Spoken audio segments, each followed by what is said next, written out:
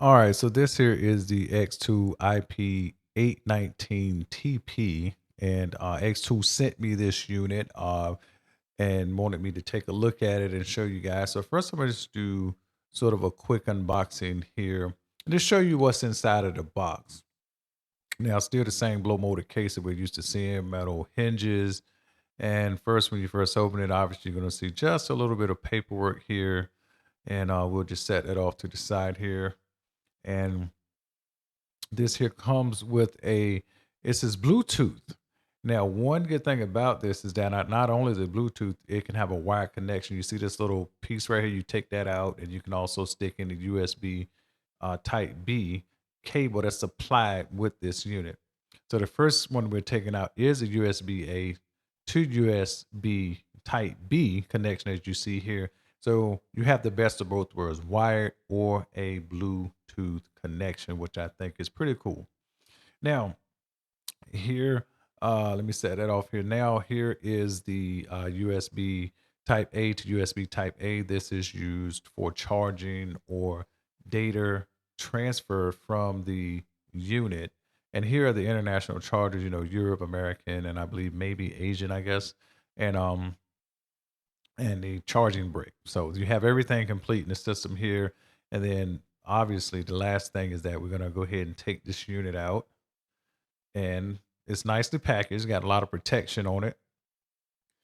Take that out of the way. Go ahead and remove the unit. Get this little plastic off here. This is yep, there we have it. So this here's a unit.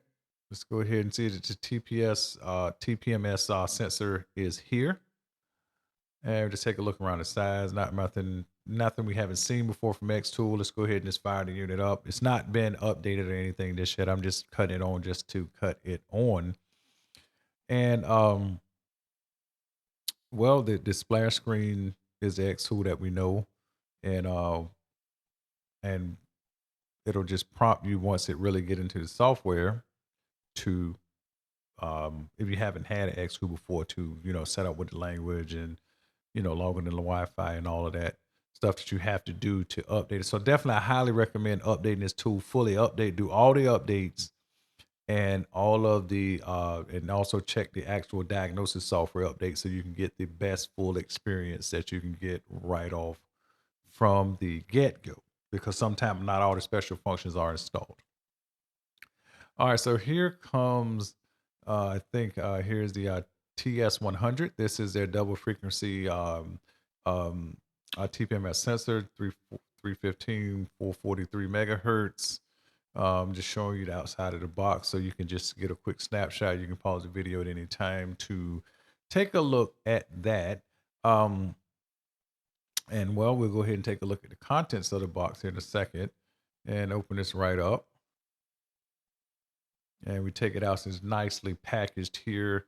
First thing you see here, let's see here, in this plastic bag here, that would be the retaining screw that will connect the valve stem to the actual sensor that's in my hand right now. This is XTOOL's sensor. It weighs 13.38 grams according to the manual.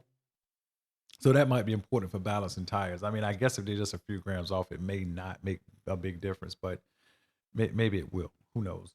Here's the retaining screw again. Got a little Loctite on it, so you just screw that in to connect the valve stem, which is here, this nice metal valve stem. They do have a rubber a valve stem as well.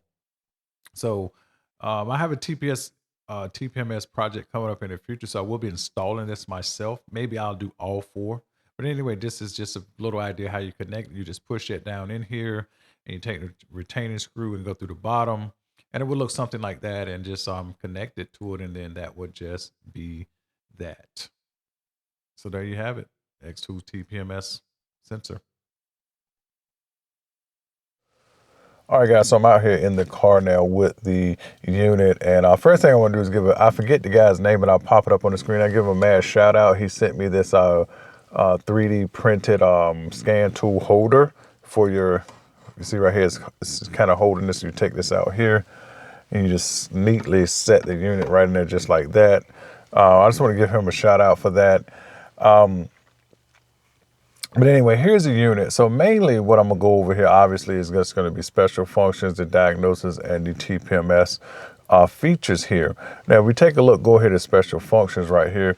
I'm gonna go slow here. This is 5, 10, 15, 20, 25, 30, 35 special functions in this menu. Now, there is more special functions inside of when you scan a car inside of each different module. Not 100% always, but we'll take a look at that. So basically this thing has 35 plus special functions.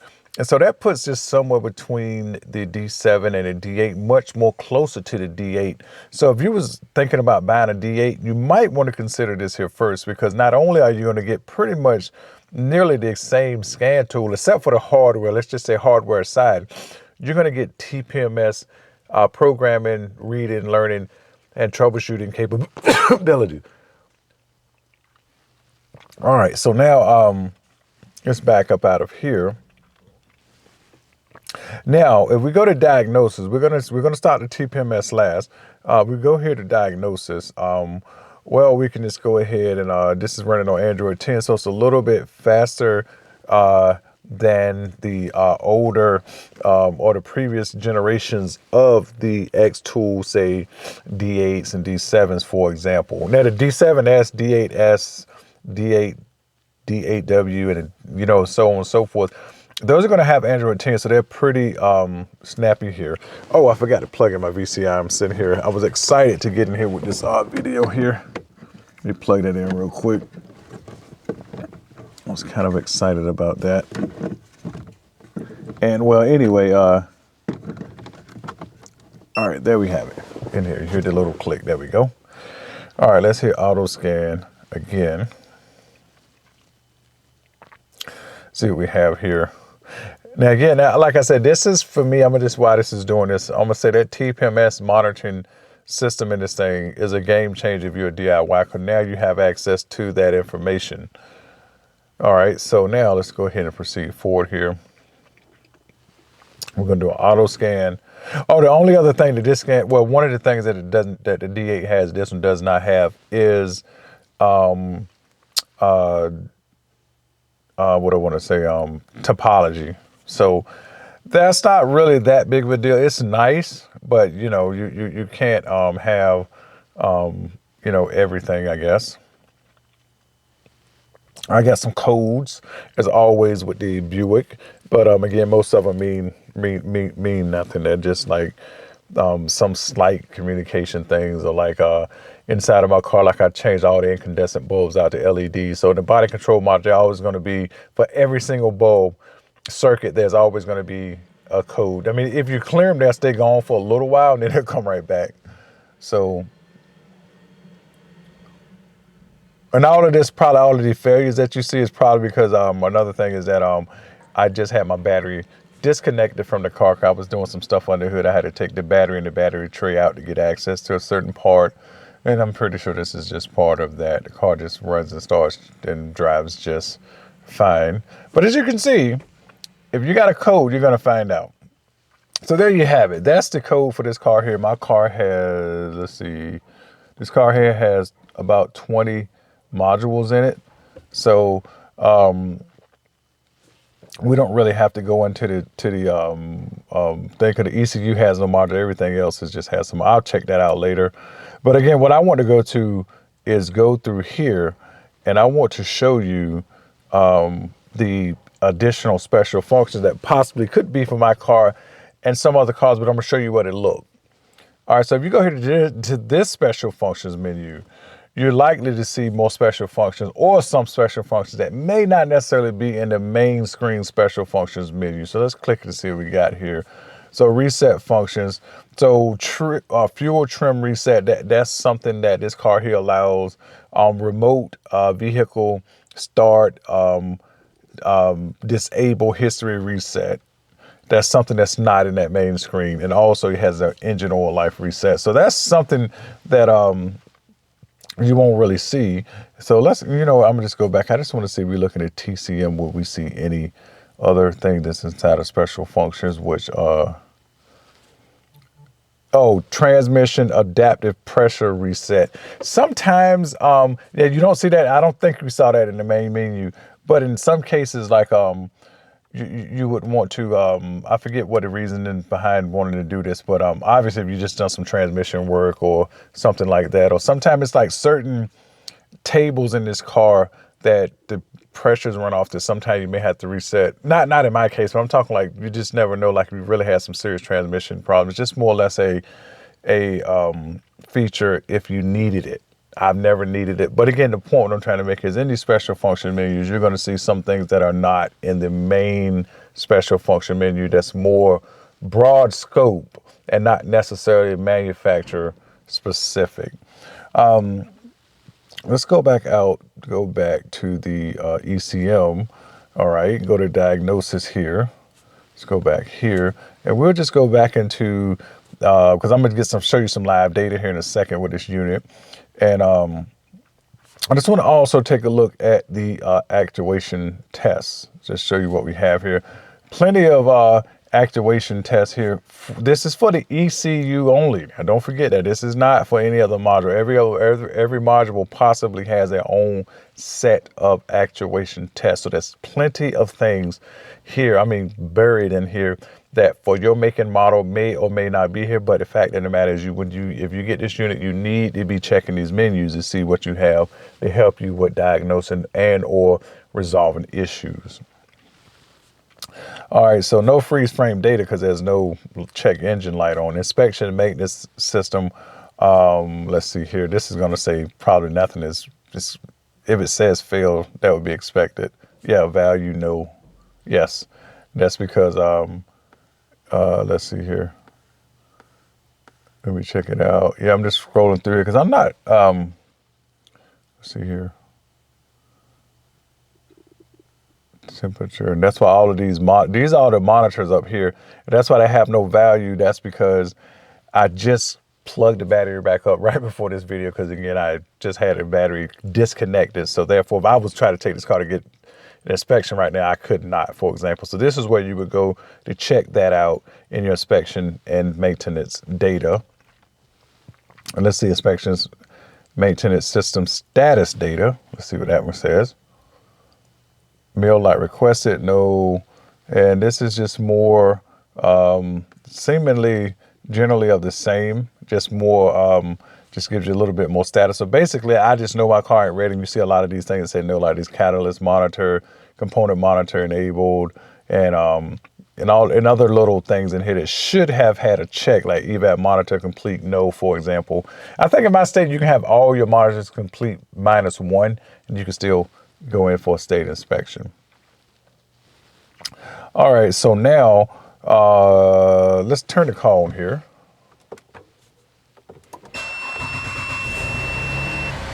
All right, turn the car on here. We're gonna go in for some live data here. All right, so we're gonna let's go to engine data. Now, I think this scan tool does 8 PIDs at the time, 8 graphs. I mean, you can see all the data you want. So what I'm gonna do is I'm just gonna pick 8 here, and I'm gonna do all of the, I love oxygen sensors, and I'm gonna do the fuel trim, short term, fuel trim bank 1, long term, and then hit custom. And what will happen is just these 8 now will, hold up, 1, 2, 3, 4, 5, 6. I thought I had, let's go back here. I thought I had 8 connected here. Let me go back, see, maybe I missed something here. 1, 2, 3, 4.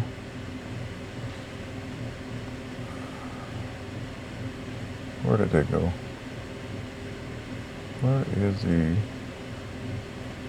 let's see. Okay, I guess, let me see, long term. No, that's long term fuel trim idle. Okay, that's 2 long term. Oh, I guess the oxygen sensors didn't show up. There we go. I hit custom. Now we should see 8. All right, there we go. 8. So now if we hit graph, you will see each individual graph. Now these, and the reason why I always do oxygen sensors and fuel trim, these are data PIDs you should know how to evaluate and look at. Generally speaking, for most cars, they're going to be the same. Like the bank 1 should always be oscillating, and the sensors in the bank 2 HL sensor should be pretty steady. Fuel trims, short term should be the same thing, should be sort of oscillating, and long term should be relatively steady. It don't have to necessarily be 100% steady, but it should be not doing what the short term fuel trim is doing. So now we hit, let's hit combine and see what happened here. There we go. So there you have it. We have all the data PIDs at once if you want all of this available to you at once. So you can mix and match and add different graphs as you want. You can change this XY scale here a bit, put more time, and you can also more or less make your your variable, which is the y-axis, you can change that and kind of increase your graph if you want to do it that way. You can also record your data here, but the way and this right here actually records a special data function file, but you can also go here to the actual screen recorder, which is here, and actually record the screen. That's just what that'll do. And actually, I'm going to record a screen here in a minute, and you'll see why when I get out and do the TPMS stuff. So there you have that. So anyway, I think I showed you a really good overview of the ScanTool data, scanning the system, checking live data, and other ways to diagnose with additional special functions that may be in each module of your particular make and model. So let's back out of here. Now we're going to go explore the TPS. Let's go ahead back. Do you want to exit scan? Yes. And I don't really have to save that scan. I'll save it. Yeah, let's hit OK. All right, so now we're gonna go. I can just cut the car off. Let me put it back in accessory mode real quick. Well, I mean key on engine off though. All right, let me do that real quick. Let me turn my lights off. All right, so now going into TPMS, this used to be like the auto scan system here, but since this is a TPMS tool, you'll see that you go in here and you can do automatic checks just like you do with other car, but it's still going to kind of send you through the whole picking a car anyway. So we're just going to go to Americans. We're just going to pick our car. We're going to pick Buick, and we're going to go to, this is a Buick Cross, 2009, 2010, 315 megahertz. Do you want to clear last sensor? I think I just recorded this. Let's say yes. All right, there we go. I think it just clears this here. So now, if you want to see what's stored in the ECU, you would go to diagnostics, because what you're going to do is that you're going to actually see what the ECU has stored for each wheel, and then you would go to each wheel and check and see does it match, and it also show you DTC. So let's go ahead and do that. Hit diagnostics here. So this is why this is a serious thing here for if you're in the DIY, so you get to see a little bit more of your cost. So for example, I got a trouble code here, but I know what this trouble code is related to. It's not really anything. It just says B1405 referred to vehicle service manual. It's just a voltage code. And I think what happened was my tire pressure got so low in that tire, because again, we'll talk about that in a minute, that it went below the threshold that it could read, and some kind of way, I'm assuming that that's what happened at that, because again, I haven't had any other issue once I put air in the tire, and then the tire pressure reset itself, on my display screen here, on my instrument cluster here. So anyway, you can see DTCs. That was pretty cool. And you can't really see these DTCs. Maybe you can see them otherwise, I don't know. But these are going to show you what's related to that. So these right here, if you look at these ECU IDs, these are what in each ECU ID. And actually, look here, you even got special functions here, actually. You can do, we can go in this menu a little bit. We're not going to go too, but anyway, you can see right tire type pressure, read tire type pressure. So if you're just going to say put winter tires on your car, you might want to change this setting from, say, a summer tire to a winter tire, or to an all-weather tire. I'm going to explore this at some other time here, because again, maybe I'm going to go into it now. I'm going to just see what it says. I'm just curious.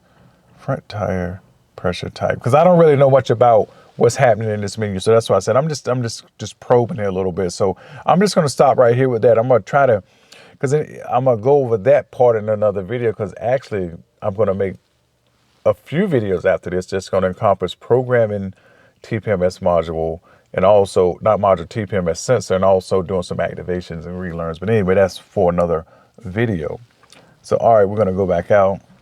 So reading tire pressure is not that really big of a deal, because we're going to do that right out here.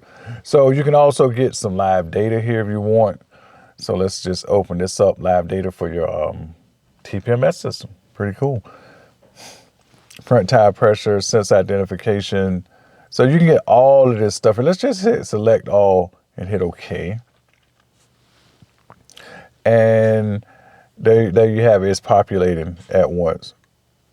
And it's just showing you different things as you scroll down. So it's just populating. Look like it's just taking its time, like it's a little bit slower than ECU reading, but it shows everything here. So that's pretty cool that you can just go right into this quote unquote live data and check some things out. All right. All right, so let's go back here. ECU information is exactly what it is. It's just going to show you like calibrations and things that's on the ECU. Nothing really that you can't see in the when you do a typical system scan. But say if you're not doing a system scan, you can see it here as well. You can also clear the DTC. I'm not going to clear that DTC because I want to just learn more about it. You can also do retry diagnosis. And now I'm going to just go through these menus right here up top here. This here's diagnosis. This here's the programming menu here. So if you click programming, you can actually come here and you can program by activation. OBD, you can manually put it in or auto create. Again, that's going to be in another video. We can go ahead and relearn. Relearn, they even give you a little menu here how to do a relearning procedure if you really don't know how already. And you can see it's just showing you the see that little engine here that's beside the numbers. That's the ECU hex code. And we want to make sure that that matches. So we can go to right here to check. As you can see here, this is the ID that the sensor actually has. So we're going to take a look. And we can actually change all of these parameters here from kilopascal to PSI. We can change this temperature from Celsius to Fahrenheit. So, and now what we're going to do is I'm going to begin screen recording now. Let me scroll this down, show you how to do that. Pretty straightforward. And let's go ahead and hit start and start now. And so now we're screen recording, because I'm going to throw this up on the screen because you're going to see, well, I'm about to get out of the car. And what we're going to do is we're going to go around and read all the tire pressure sensor information. So you see right here on top of the unit, this is where you just put this about 10 centimeters away from each tire sensor. So what you would do here is that I'm gonna hold it kind of sideways here. You would just hit trigger. Okay. Let me see. I hit the screenshot button. Hit trigger, and then you just go next to the tire sensor.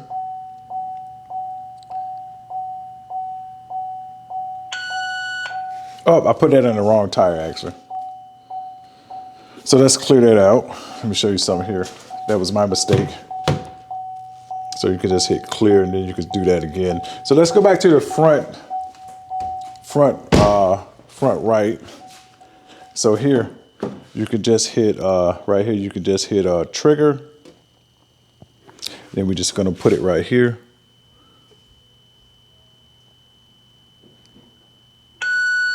And as you see, we now have the ID here, kilopascal. So we want to change this. We can just go, say, for example, to PSI. And if you want to change the temperature from Celsius, you can just click the drop down menu and change it to Fahrenheit. My battery is okay. And it tells you the PSI and everything. So I think that's pretty cool. So now we're going to do and also over here, you don't have to go in the order of this tool. It's just going through the front tires first, I'm trying to focus here. You can just click this tire and now, or you can click the line over here and you can go to whichever tire you want. So let's go do the back left, the left rear. Okay. So you just hit trigger, hit trigger, just like that. And we just go right beside the unit.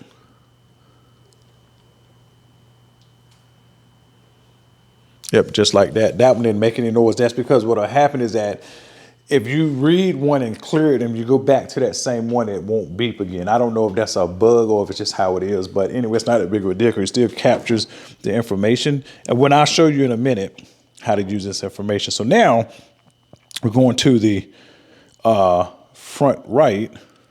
Just hit again trigger. All right, and just put it right beside the tire sensor. Now this one should beep, as I said. And then we go back here. We will hit trigger again, and we will do this last one here.